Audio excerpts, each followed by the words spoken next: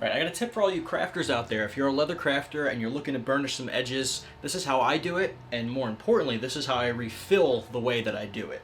So the way I do it is finishing this wallet here for a customer. I like to use Tokonole in this little needle applicator bottle, and it's just got this little needle nose that comes out of it, and I blip, blip, blip, blip, blip right along the edges, and then I use a little scrap of canvas cloth to burnish it in. So that's my method of choice. But refilling these things is notoriously a pain in the ass, but I just found a new method. So what you're gonna do is grab your needle applicator, take off the cap, and get yourself a refillable syringe. So you can get these little needle applicator bottles with the cap in a bunch.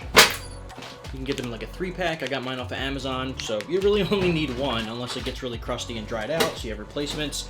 But what you're gonna do is take your Tokonole, if this is the way that you wanna go with burnishing, which I highly, highly recommend. You'll get a bottle of clear Tokonole, and we all know, if you've used this method before, that if you try to pour it in, it just goops all over the side. Tokonole is a pretty thick consistency, a thick liquid. I've tried it all, but this is the way to go. This is a clear syringe. You're gonna take the cap off.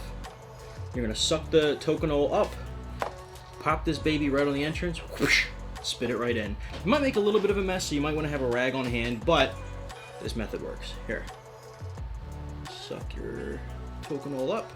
Don't wanna go overboard. Dab off that excess. Pop that bad boy in, plunge.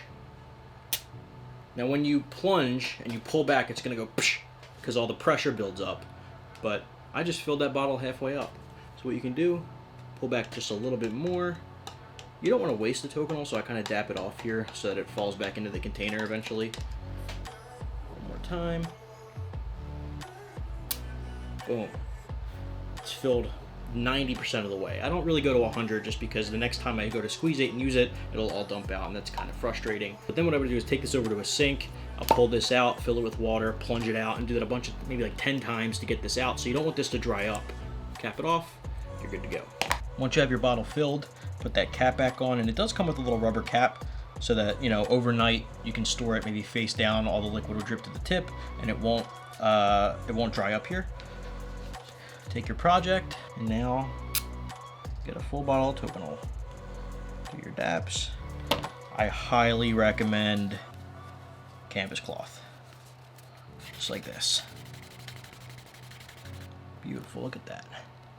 Boom, shine. Over here, same thing. Perfect shine every time.